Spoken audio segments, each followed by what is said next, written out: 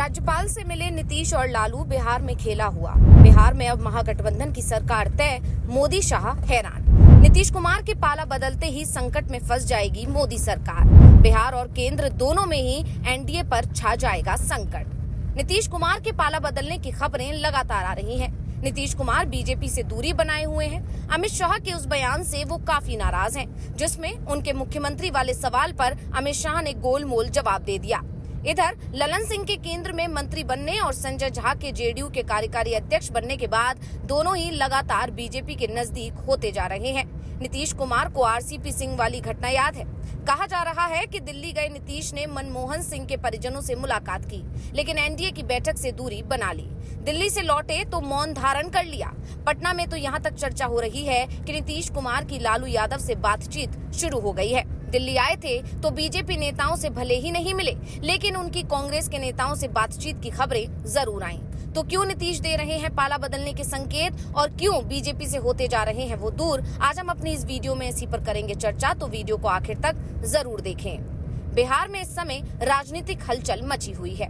नए राज्यपाल आरिफ मोहम्मद खान से मुलाकातों का दौर चल रहा है। आरिफ मोहम्मद खान लालू यादव के मित्र बताए जाते हैं, तो नीतीश से भी उनके अच्छे संबंध रहे हैं। उनके बिहार का राज्यपाल बनने के बाद राजनीतिक समीकरण बदले बदले दिख रहे हैं। राज्यपाल से नीतीश कुमार मिलने पहुंचे तो बाद में तेजस्वी यादव भी मिलने पहुंच गए। तेजस्वी से मुलाकात राजभवन में हुई। इसके बाद आरिफ मोहम्मद खान लालू से मिलने उनके घर पर ही पहुंच गए। इन मुलाकातों से बीजेपी की नींद जरूर उड़ती दिख रही है। उसे अपने साथ खेला होने का डर दिखाई दे रहा है। इधर तेजस्वी यादव के चेहरे की मुस्कान बता रही है कि उन्हें कहीं से कुछ इशारा मिला है। तेजस्वी यादव ने नए साल के मौके पर एक पत्र लिखा, जिसमें उन्होंने लिखा कि मेरा आपसे वादा है कि भविष्य में जब जब भी बिहार की विकास गाथा का इतिहास पढ़ा जाएगा, साल 2025 का नाम एक ऐसे वर्ष के रूप में अवश्य याद किया जाएगा जिसने बदलाव एवं नए बिहार के नवनिर्माण की नींव रखी। ये बिहार के सुनहरे सपनों को सच करने वाला साल है।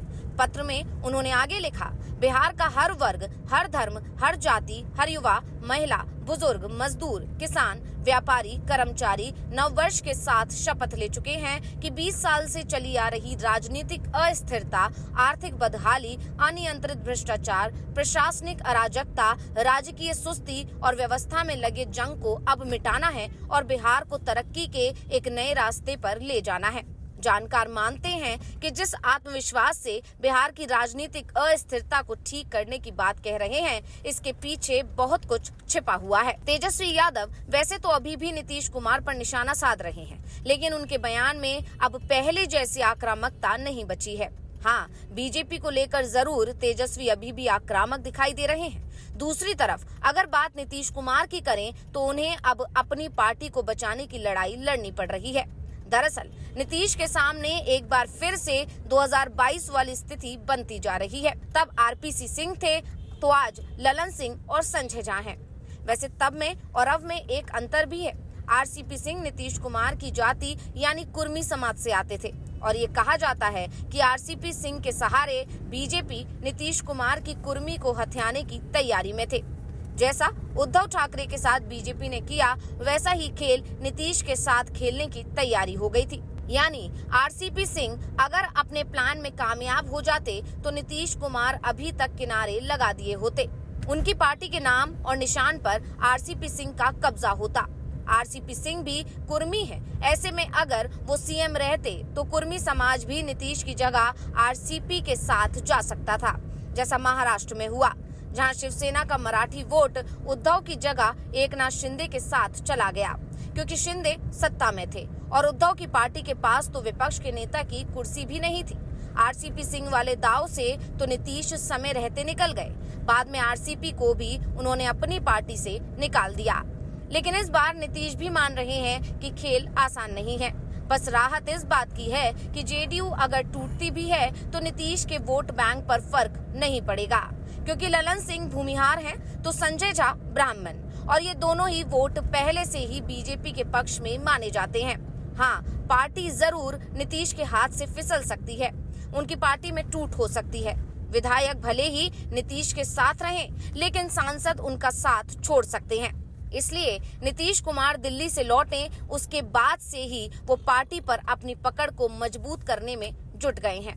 नीतीश कुमार की सबसे बड़ी चिंता तो ललन और संजय झा का बीजेपी के करीब होते जाना है।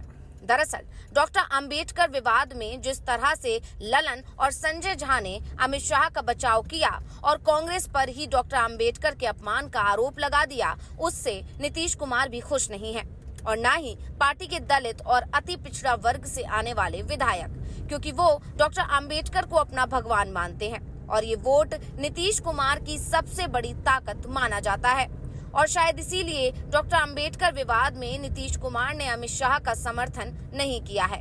25 दिसंबर को बीजेपी अध्यक्ष जेपी नड्डा के आवास पर जो बैठक हुई थी, उसमें फैसला हुआ था कि डॉक्टर अंबेडकर विवाद मामले में एनडीए बैकफुट पर नहीं आएगा, बल्कि कांग्रेस पर करारा हमला करेगा। लेकिन बैठक के बाद से जेडीयू के किसी भी नेता ने शाह के बचाव में कोई बयान नहीं दिया है, क्योंकि कहा जा रहा है कि शुरुआत में ललन सिंह और संजय झा ने जिस तरह से बयान दिए थे, उससे नीतीश नाराज हो गए थे और बाद में उन्होंने दोनों ही नेताओं को सख्त लहजे में इस मामले से दूरी बनाने को कह दिया था। नीतीश के इस दाव के चलते अब बीजेपी के अंदर भी हलचल मची हुई है। सम्राट चौधरी नीतीश से मिलने पहुंचे और जब बाहर आए तो मीडिया के उस सवाल का जवाब नहीं दिया जिसमें पूछा गया कि नीतीश दिल्ली में बीजेपी नेताओं से क्यों नहीं मिले। इसके बाद से बीजेपी हाईकमान भी परेशान दिखाई दे रहा है।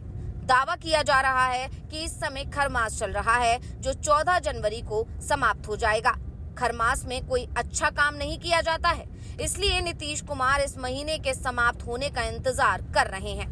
14 जनवरी को मकर संक्रांति के दिन ये महीना समाप्त होगा और इस दिन से बिहार में दही चूड़ा भोज का आयोजन शुरू होता है और ये कहा जा रहा है कि 14 जनवरी को राबड़ी देवी के आवास पर जो दही चूड़ा भोज का आयोजन होगा, उसमें बड़ा खेल होने की बातें निकलकर सामने आ रही हैं। नीतीश कुमार को न्योता दिया जाना तय बताया जा रहा है और नीतीश कुमार के जाने के मायने साफ होंगे, वो पाला बदलने वाले हैं। बता दें, 22 अप्रैल 2022 में राबड़ी देवी के आवास पर रोजा इफ्तार की दावत रखी गई थी, जिसमें शामिल होने के लिए नीतीश कुमार अपने सरकारी आवास यानी सीएम आवास से पैदल ही राबड़ी देवी के घर पहुंच गए थे। इसके बाद से ही नीतीश के पलटी मारने की खबरें आने लगी थी और करीब 4 महीने बाद 10 अगस्त को नीतीश कुमार पलटी मार गए थे। लेकिन इस बार कहा जा रहा है कि वो पलटी मारने में ज्यादा समय नहीं लगाएंगे। 14 जनवरी को ही बीजेपी के साथ खेल हो जाएगा। तो रिपोर्ट आपको कैसी लगी, हमें कमेंट करके अपनी राय जरूर दीजिएगा। इसी के साथ वीडियो को लाइक करें, वीडियो को शेयर करें और चैनल को सब्सक्राइब करना ना भूलें।